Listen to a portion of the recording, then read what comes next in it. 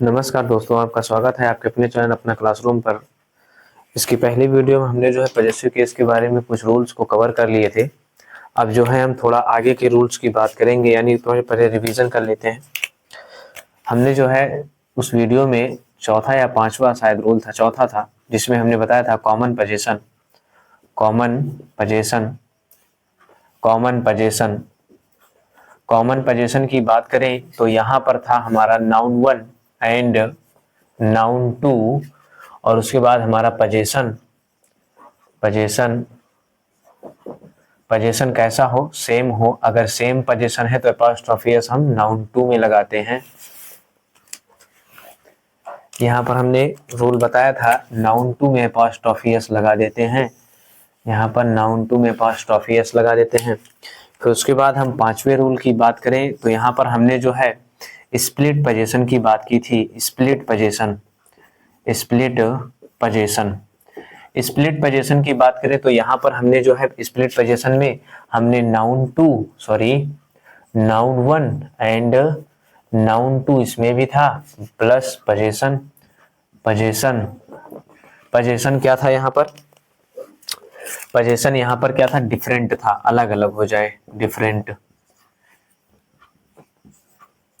अगर हमारा position different यानी अलग हो जाता है तब हम एपॉस्ट्रोफी एस केवल और केवल अंत वाले में और दोनों नाउन्स में क्या करेंगे? लगाएंगे क्या? Apostrophe S.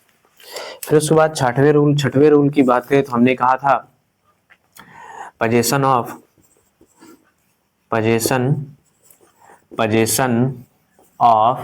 Living things.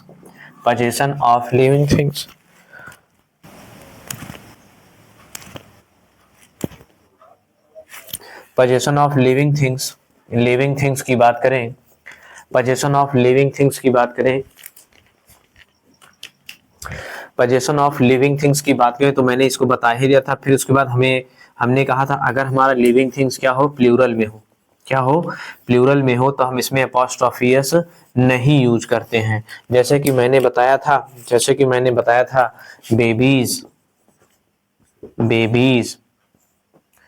Babies toys, तो यहाँ क्या पढ़ा जाएगा इसको? Babies toys. तो यहाँ एस की साउंड आ रही है, सी की साउंड, हिसिंग साउंड आ रही है। हिसिंग साउंड कहाँ से प्रोड्यूस होता है?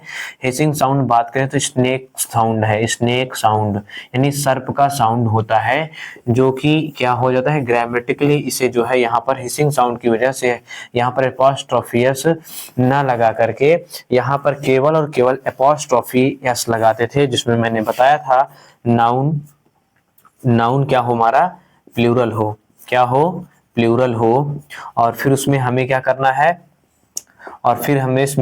पोजीशन, जिसमें क्या हो? अंत में यस हो। प्लूरल में ध्यान रखना, प्लूरल में हमारा क्या हो? यस हो।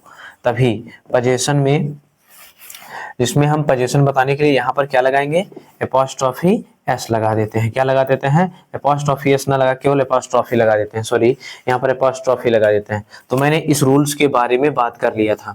तो ये थे हमारे पॉजेसिव केस। अब पॉजेसिव के केस की बात हो गई थी, तो अब हम बात करेंगे जेंडर की। तो यहाँ जेंडर की बात करें तो जेंडर की बात करते हैं।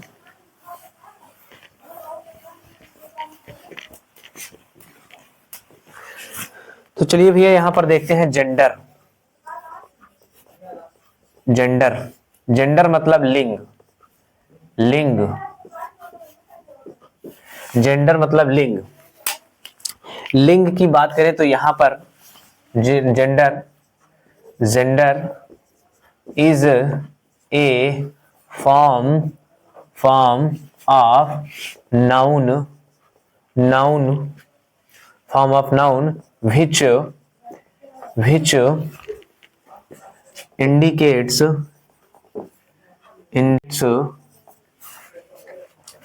which indicates sex of person animals।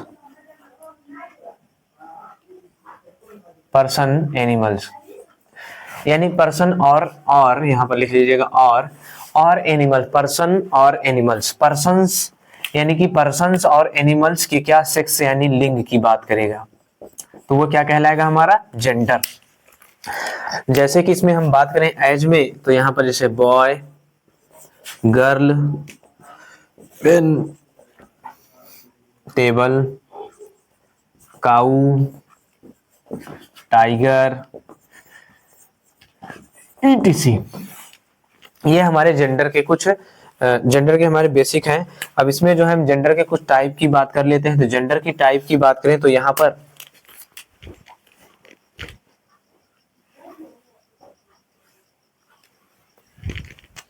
Gender की टाइप की बात करें तो यहाँ पर हमारा जो है आ जाता है सबसे पहले masculine, masculine gender, masculine gender.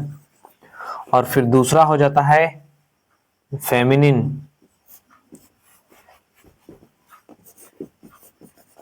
Feminine gender.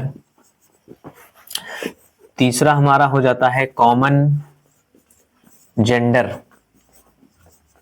Common gender. और पांचवा हमारा चौथा हो जाता है neuter,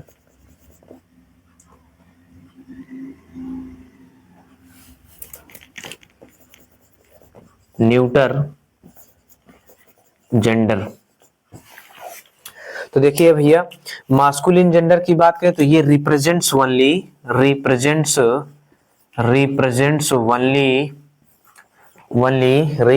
only masculine gender represents only male person और एनिमल्स,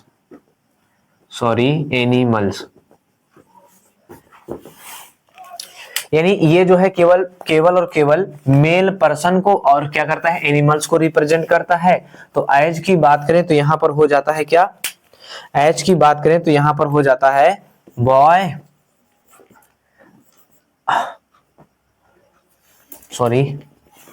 अंकल, एक्टर, etc। अब फिर उसके बाद फेमिनिन जेंडर की बात करें, फेमिनिन जेंडर, इसे मास्कुलिन को पुल्लिंग बोलते हैं, पुल्लिंग, हिंदी में पुल्लिंग बोलते हैं। अब ये क्या होता है, फीमेल, यानी ये represents only female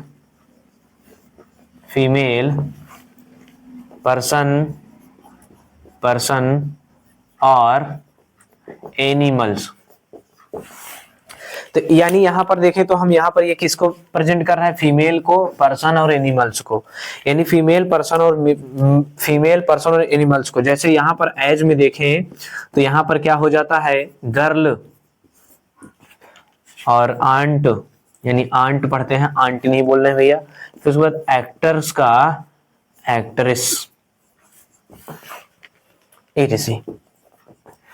common gender की बात करें तो कॉमन जेंडर में क्या आता है, कॉमन जेंडर की बात करें तो यहाँ ये जो होता है उभयलिंग बोलते हैं इसको हिंदी में स्त्रीलिंग बोलते हैं, स्त्रीलिंग। और यहाँ कॉमन जेंडर की बात करें तो उभयलिंग, यानी वो लिंग जो किसमें, दोनों में आता हो, यानी मेल और फीमेल दोनों में आता हो। ऐसे नाउन वर्ड जो मेल और फीमेल दोनों के लिए यूज होते हैं उसे हम कॉमन जेंडर की कैटेगरी में रखते हैं। तो रिप्रेजेंट्स ओनली, यहां पर ये हो जाएगा रिप्रेजेंट्स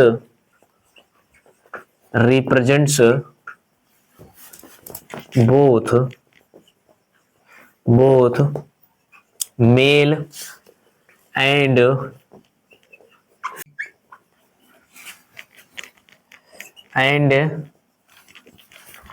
एनिमल्स।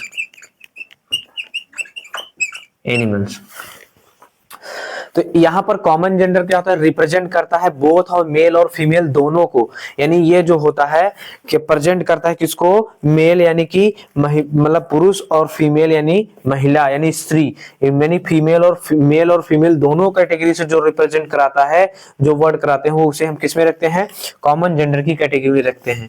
तो यहां पर एज की बात करें तो यहां पर आ जाता है टीचर और student, baby, child, etc। Baby लिख लीजिए बस। etc। चलिए अब इसके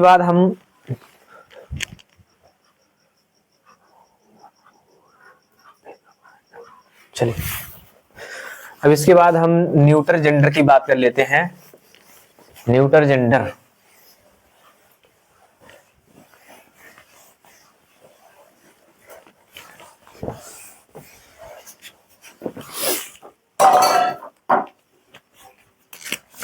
neuter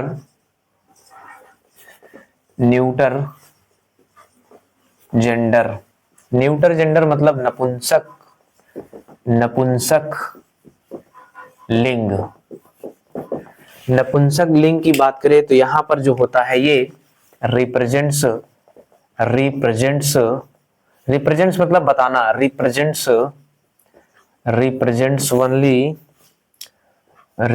only non living things. देखिए represents only non living things यानी कि नॉन लिविंग थिंग्स निर्जीव वस्तु की जो है यहाँ पर क्या करते हैं, ये जो है रिप्रेजेंट करता है। यानी यहाँ पर जो है एज की बात करें तो जैसे आ जाता है पेन, पेंसिल और पेन पेंसिल, टेबल, बोर्ड,